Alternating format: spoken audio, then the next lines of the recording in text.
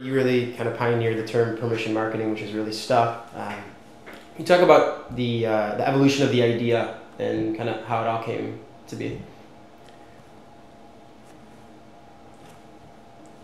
There's so many different ways to go at it, and one of the themes of your work is generally people hear the high points. They don't hear where you bumped up against things and where failures. It turns out that it's the failures that lead to almost all the change that happens. It's the market failures and the system failures that lead to you deciding to do things differently. Mm-hmm.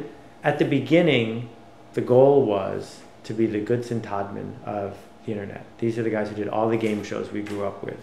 Why not do game shows online? Mm-hmm. People are addicted to game shows. You can have prizes. People want to prove they're smarter than everyone else, particularly online.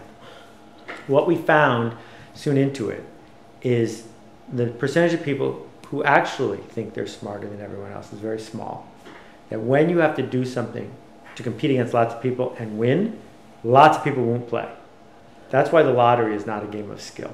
If the lottery was a game of skill, all those guys who line up at the bodega wouldn't enter because they're sure they have bad luck when it comes to proving that they're better. Because it's a game of chance, lots of people get involved. So over time, one of the things we learned is we had to dumb down the interactions we were doing with people if we wanted lots of people to participate. But why did we need lots of people to participate? It turned out our sponsors weren't as smart as we wanted them to be either. Our sponsors, we would go to them, we could say, we can get 1,000 people who are really into your product, who are really into this, mm-hmm. and will take action. Or we can get 100,000 people who sort of care and won't buy as many products as the 1,000. Which would you prefer? And over again, they said, give me 100,000. Sure. They wanted the internet to be like TV. And one of the magic powers of Google is that Google finally called the bluff of advertisers. And they said those little ads on the side of Google search aren't what you want, but they work. Take it or leave it. We didn't have enough leverage or enough money to pull that off.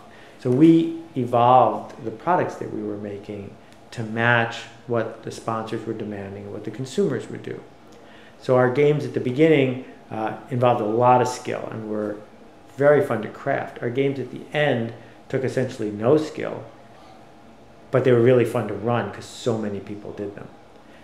But to give you an example of how we evolved our technology, we started in 89 and 90 with games for Prodigy. Mm-hmm. And the game that I built for Prodigy had 3 million people playing it. It's the most popular product in their whole history. It made them hundreds of millions of dollars in user retention. And I wanted to take that technology to AOL and eWorld and CompuServe, but I didn't have the resources to build a new engine to run it every time. Mm-hmm. And the cost of building a new engine each time was more than they would pay me. But I realized that all the services had one thing in common. They all used email. This was before the web. Mm-hmm. And so we built the world's best email engine so that we could send out 1 million emails. People would read them, write back. We could understand what people wrote back, parse it, write back another note.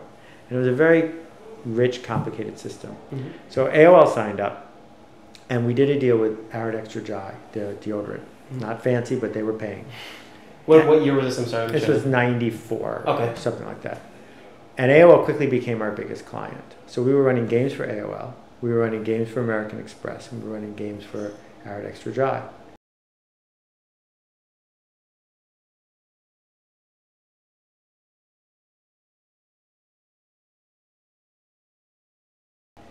And one morning, I get a call from a vice president at AOL. This is when AOL stock was going through the roof, mm-hmm. and they were doing really well.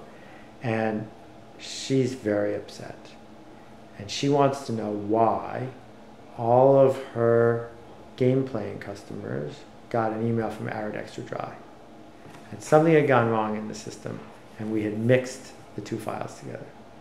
So she's hyperventilating. So I talk her down and I calm her down, and I said, this won't happen again. 4 days later, the phone rings. She's screaming. She's literally screaming. Uh-huh. She's cursing my ancestors. She says that we're totally shut down. They're not going to pay any of our bills. We are toast. And I said, look, I'm going to fly down. We can talk this through. She said, if you fly down to Dulles, we will have you arrested. And she, this screaming went on for 15 minutes. Wow. So I called my tech office in Boston. I said, Dan, it happened again. What's going on? So Dan said, oh my God. We went out, we hired this guy, way more than we could afford, triple what anyone else in the company was getting paid. Mm-hmm. Took them from a big company, and they worked all weekend to completely rebuild our systems. And it included a fail-safe so that the emails we were sending out wouldn't go to 100,000 people. They'd go to 5 of us. We'd approve it, then it would go to 100,000 people. Tuesday, the phone rings again, and it's Audrey screaming at me from AOL. Now she's completely apoplectic because she thinks she's going to lose her job. She was making $1 million a week in stock options. Right. She did not want to lose her job. Here's this guy she hardly knows in New York who for the 3rd time has sent an antiperspirant email. And I called Dan, and if our office hadn't been in the basement in Boston, he would have jumped out the window. So I finally got Audrey to calm down enough to email me the email. It turned out only 5 people had gotten it. Our test had worked right, and it was just a sample. But that was a very long week because it was our whole company. Everything we had worked for, we were way committed in every way. And our biggest client just had a total meltdown. And it was our fault. Wow. Not easy. How did you get through that period? I mean, well, you see, the choice, and I've had, a dozen episodes like that over 20 years. mm-hmm. And the choice when something like that happens, when it's all over, is either it's all over, in which case you go home. Sure. The cool thing about going home is you're still healthy. Right. You're not going to go to prison. You just go home. Give up. Or you say, guess what? Jordan will be here in 10 years. I'll tell him this story. And the story will be worth it because I'll have something to talk about. And you go on to the next day. And most of the time, that's what you do. Most of the time, you say, guess what? The history of every organization is written around events like this.